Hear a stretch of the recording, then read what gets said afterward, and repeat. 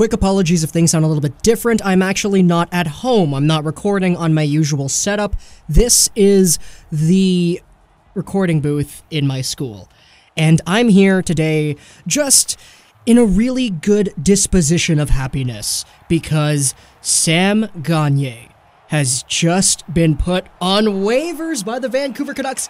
Yes, okay, I am not going to be the one here saying that I am happy that a man lost his job. That's not what I'm saying here. I am not throwing any ill will towards the character and the human of Sam Gagner. I am just talking about the success and the product of the Vancouver Canucks.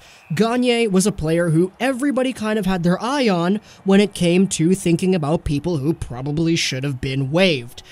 And that's exactly what happened. He's now on waivers. If he doesn't get claimed, he's on his way to Utica, and my goodness.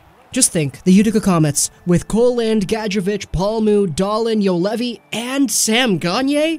Oh my gosh, I thought they were stacked before, but it looks like it's going to be even better now. Again, I'm not happy that he lost his job. I don't think that's a good thing for anybody. But he's still getting the amount of money that he got because it's a one-way contract, and I think anybody who was watching the preseason games could look and say, yeah, Gagner probably wasn't the guy who deserved a spot on the team. And I want to applaud Benning for a few things. First off, by actually sticking to his word.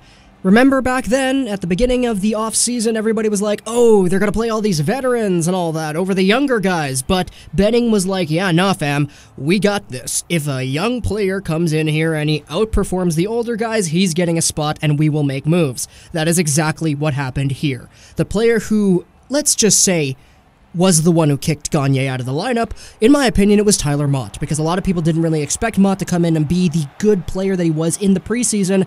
Gagner was just not necessarily a good player. And there was a little bit of a Reddit thread that I saw on our Canucks, I believe. I can't really find it right now, but I'm just thinking off of this at the top of my head.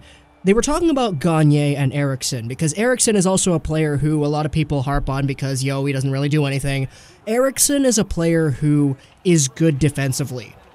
And playing on the penalty kill, Eriksson definitely exhibits strengths. He's good at winning board battles, he's good at digging pucks up in the corner.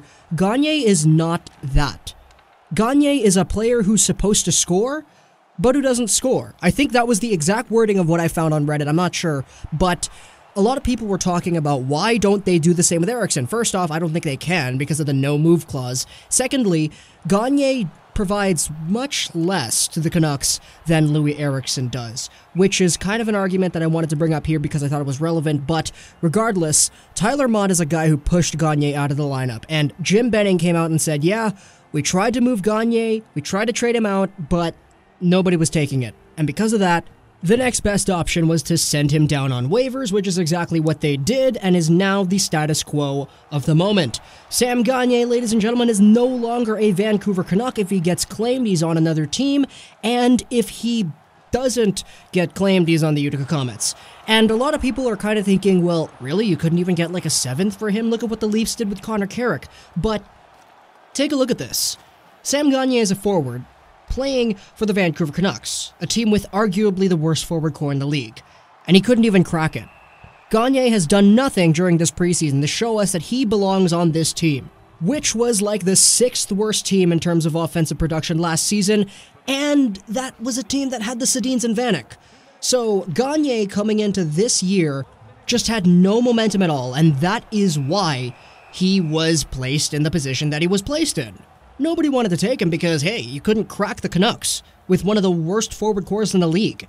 What exactly is the value with this player? And now he's on waivers, so any team can pick him up for free. This is no ill will towards Sam Gagner, this is just an analysis of his play on the ice and what he offers to the Vancouver Canucks, which in this case was absolutely nothing. Let's just say little to nothing. Hope you guys enjoyed this video. Plus, you can Gaming, and bye.